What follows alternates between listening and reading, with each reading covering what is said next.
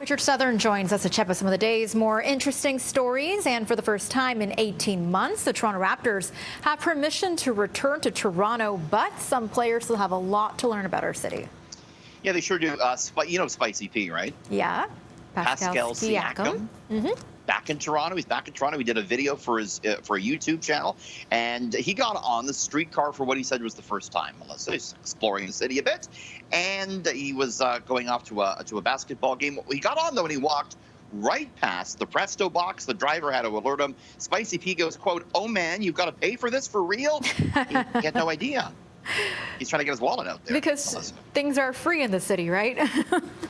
You know, it highlights kind of a bigger issue. Just earlier this week, Ottawa Mayor Jim Watson said he's pushing to make transit service in Ottawa free for riders by December. You know, a lot of transit advocates feel that the TTC should in fact be free. Of course, there's a big budget shortfall at the TTC. I guess the issue is maybe the government should fund it more. What do you think about that?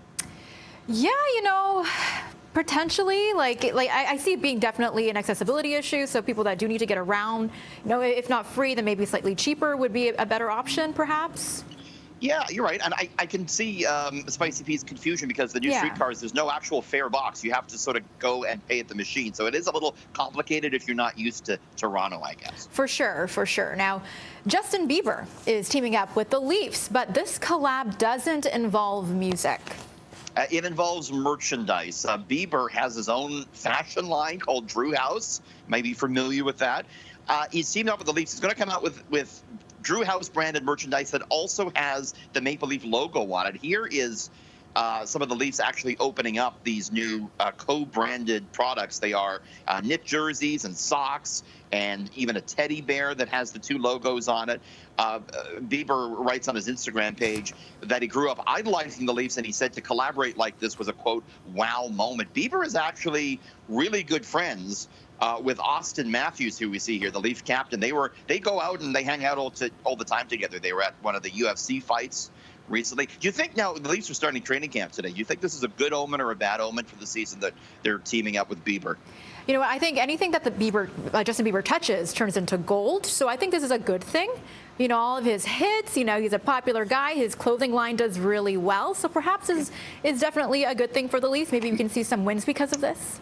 Mark the tape. Melissa's calling it September 22nd. The Leafs are going to do it. This is the Leafs year. We're going to go back to this tape. Yeah, but don't blame me if they don't, though, okay? Because I know how Toronto Maple Leaf fans work around here, and they don't like predictions like this. So please don't blame me if bad things happen. Okay. Now, we've seen some pretty extreme weather over the past month, but that doesn't even come close to this next story.